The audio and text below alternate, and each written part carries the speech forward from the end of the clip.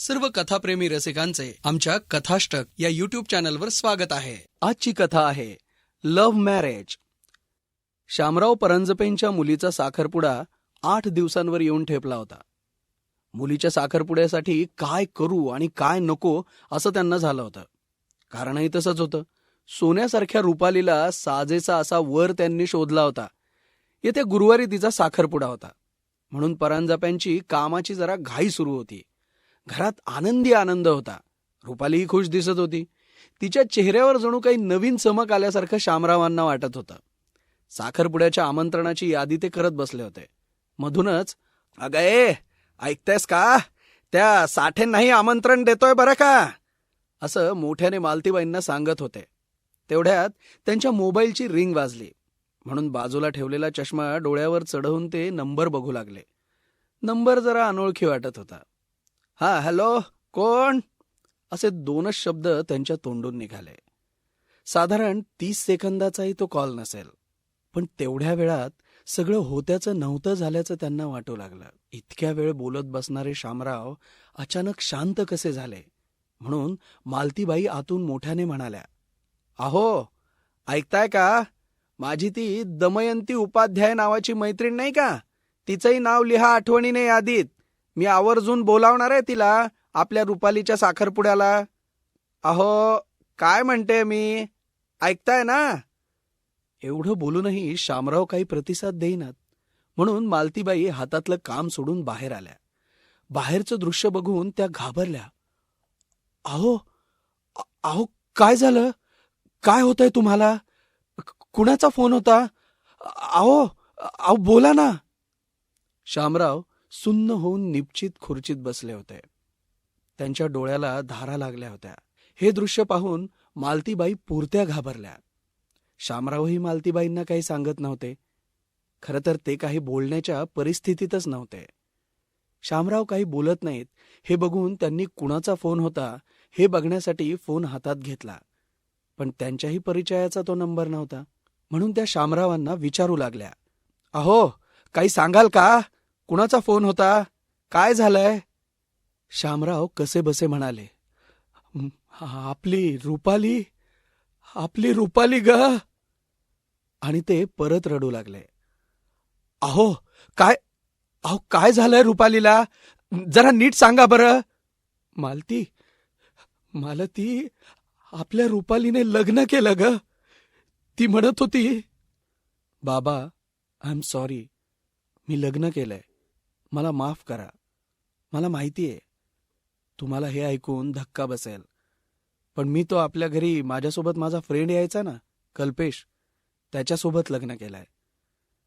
तुम्ही एकदा मला म्हणाला होतात, मला हा मुलगा बरोबर वाटत नाही. यापासून जरा लांब राहा, काळजी घे. त्यासोबतच मी लग्न केलंय. तुम्हाला तो आवडला नाही. त्यामुळे माझं त्याच्यावर प्रेम आहे आणि मला कल्पेश सोबतच लग्न करायचंय हे सांगण्याचं धाडस नाही झालं बाबा. मला माफ करा. मी नसते राहू शकले कल्पेश शिवाय." हे ऐकून मालतीबाईंच्याही डोळ्याला धारा लागल्या. दोघंही एकमेकांकडे पाहून रडू लागले. काय चुकलं ग आपलं? एकुलती एक मुलगी मुलाप्रमाणे वाढवली. तळहाताच्या फोडासारखं रुपालीला जपलं. मुलगा मुलगी असा भेदभाव केला नाही ग कधी. प्रत्येक गोष्टीचं स्वातंत्र्य दिलं. एका मित्रासारखा मी तिच्यासोबत राहत होतो. तुला पटत नव्हतं. कितीदा तू माझ्यावर ओरडायचीस. अहो, तुम्ही कितीही तिचे चांगले मित्र होण्याचा प्रयत्न केला ना, तरी तुम्ही तिचे बेस्ट फ्रेंड नाही होऊ शकणार. जरा बापासारखे राहत जा. अतिलाड काही कामाचे नाहीत. तेव्हा मी तुझ्यावर ओरडायचो ग. माझी पोरगी तुझ्या डोळ्यात खुपते मालती. ती मला जीव लावते म्हणून सगळं सांगते मला. म्हणून तू आमच्यावर जळतेस असं म्हणायचो ग मी तुला. अगं, खरंच तो मुलगा चांगला नाहीये हे रुपालीच्या का लक्षात आलं नाही? तो आपल्या घरी आला होता तेव्हा त्याच्या तोंडाला गुटखा का काहीतरी खाल्ल्यासारखा घाणेरडा वास येत होता. तेव्हाच माझ्या लक्षात आलं होतं, हा व्यसनी मुलगा दिसतोय. मी याबद्दल तिला बोललो सुद्धा होतो. तेव्हा ती मला म्हणाली, "बाबा, तो काय खातो आणि काय नाही याच्याशी आपल्याला काय करायचंय? हे आजकालच्या मुलांची कॉमन सवय. सोडेल तो. मी बोलेल त्याला. मलाही वाटलं, खरंय, आपल्याला तरी काय करायचंय. आजची पिढी हुशार आहे, ती समजदार आहे, असं मी समजत होतो. यानंतर त्यांच्याबद्दल मी कधी शंका घेतली नाही ग. पुढे एक दोनदा रुपालीसोबत बोलताना त्याचा विषय निघाला. तर मला म्हणाली, फार चांगला मित्र आहे तो माझा, बाकी तुम्हाला काही वाटू देऊ नका, असं बोलली ग मालती ती मला. माझा रुपालीवर पूर्ण विश्वास होता. ती असा काही निर्णय घेईल असं मनातही आलं नाही. मी फक्त त्याच्याकडे रुपालीचा एक चांगला मित्र म्हणून बघत होतो. त्यानंतर एकदा मी ऑफिसमधून येत असताना तो मला रस्त्यावरच्या एका बारमधून बाहेर पडताना दिसला. तेव्हा आता बारमधून बाहेर येणारा प्रत्येक व्यक्ती ड्रिंक करतोच असं नाही. जेवण करण्यासाठी व्यक्ती बारमध्ये जाऊ शकते. तसंच आपली रुपाली अशा व्यक्तींशी मैत्री करणार नाही, अशी मीच माझी समजूत काढली होती. देव करो आणि माझी ती समजूत आजही खरी ठरो. हे सर्व सांगताना शामराव सारखे हुंदके देत होते. मालतीबाईंची ही अवस्था काही वेगळी नव्हती. शामराव पुढे बोलू लागले, तू म्हणत होतीस ते बरोबर होतं ग. अहो, काही झालं तरी तुम्ही तिचे मित्र होऊ शकत नाहीत. मालतीबाई म्हणाल्या, त्या नंबरवर पुन्हा जरा फोन लावा बरं. मी समजावून सांगते तिला घरी घेऊन येऊ. तुम्ही समजून सांगितलं की ऐकेल ती तुमचं. नाहीतर आपण पोलीस स्टेशनला तक्रार करूया का? चला बरं. काही उपयोग होणार नाही तक्रारीचा मालती. पोलीस म्हणतील, दोघंही सज्ञान आहेत, आम्ही यात काही हस्तक्षेप करू शकत नाहीत, त्यामुळे आपण त्यांना यापासून रोखू शकत नाहीत, अशी आपलीच समजूत काढतील, आपलीच नाचक्की होईल. आता आपण काहीही करू शकत नाहीत, असं समजायचं आपली पोरगी आपल्यासाठी मेली किंवा लेकरूच झालं नाही आपल्याला. मालती, का कुणास ठाऊक, मला वाटतंय आपल्या रुपालीची चॉईस चुकली. तो मुलगा मला तिच्या लायक नाही वाटत. याआधी मी दोघांच्या मैत्रीबद्दल तिच्याशी बोललो होतो.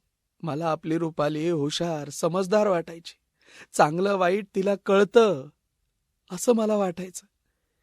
ती असा जोडीदार किंवा मित्र निवडणार नाही असा मला पूर्ण विश्वास होता. पण इथेच ती चुकली. एक मित्र म्हणून मी बऱ्याचदा तिला विचारलं, तू कुणाच्या प्रेमात वगैरे पडलीयस का?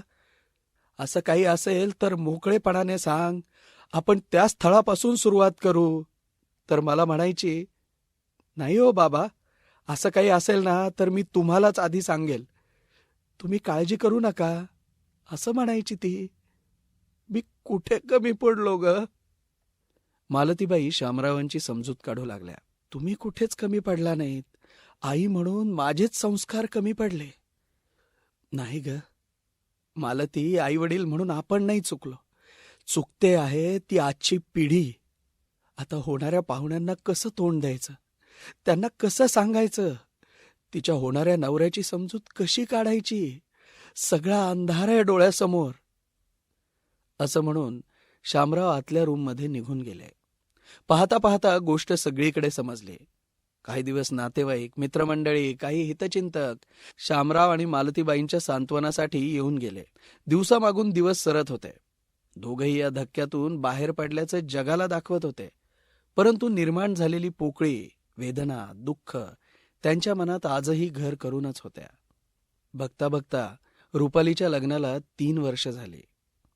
या 3 वर्षात तिनेही कधी आईबाबांना फोन केला नाही आणि शामरावांनीही ती कशी आहे, कुठे आहे, तिला काही त्रास नाही ना, याचा शोध घेण्याचा प्रयत्न केला नाही. एक दिवस रुपालीच्याच विचारात गुंग असताना शामरावांच्या फोनची रिंग वाजली. त्यांनी फोन रिसीव्ह केला. हॅलो, कोण? एवढंच ते म्हणाले आणि ऐकू लागले. आणि केव्हा त्यांच्या डोळ्यातून पाणी वाहू लागलं हे त्यांच्याही लक्षात आलं नाही. 1-2 मिनिटांनी त्यांनी फोन ठेवला. क्षणाचाही विलंब न लावता खिशात पैसे असल्याची खात्री करून ते निघाले. मालतीबाईंनी विचारलं, अहो, कुठे निघालात एवढ्या घाईत? सांगाल तरी मला. येतो जरा बाहेर जाऊन, एवढंच ते म्हणाले आणि घराच्या बाहेर पडले. मालतीबाईंना वाटलं गेले असतील मित्राकडे, असं म्हणून त्यांनीही जास्त चौकशी केली नाही. 1-2 तास झाले. तरी शामराव अजून घरी आले नाहीत. म्हणून मालतीबाईंनी शामरावांना फोन केला. खूप प्रयत्नानंतर शामरावांनी फोन उचलला. यायला अजून 3-4 तास लागतील. तू जेवून झोपी जा. मी आलो की उठवेल तुला. काळजी करू नकोस. जरा महत्वाच्या कामात आहे. घरी आल्यावर बोलतो. एवढं बोलून त्यांनी फोन ठेवून दिला. मालतीबाईंची चिंता थोडी दूर झाली. पण शामराव येईपर्यंत त्यांचं काही लक्ष लागत नव्हतं. रात्रीचे 11 वाजले तरी अजून शामराव आले नव्हते. म्हणून मालतीबाईंनी फोन हातात घेतला. तेवढ्यात दारावरची बेल वाजली. त्यांनी दार उघडलं. समोर शामराव उभे होते आणि त्यांच्यासोबत हातापायाच्या अक्षरशः काड्या झालेली, पांढऱ्या फटक चेहऱ्याची, विस्कटलेल्या केसांची कोणी एक मुलगी उभी होती. नीट पाहिल्यावर त्यांचा डोळ्यांवर विश्वासच बसेना. ती थोडी रुपालीसारखी दिसत होती. नव्हे, ती रुपालीच होती. त्यांना तिचं हे रूप पाहून धक्काच बसला.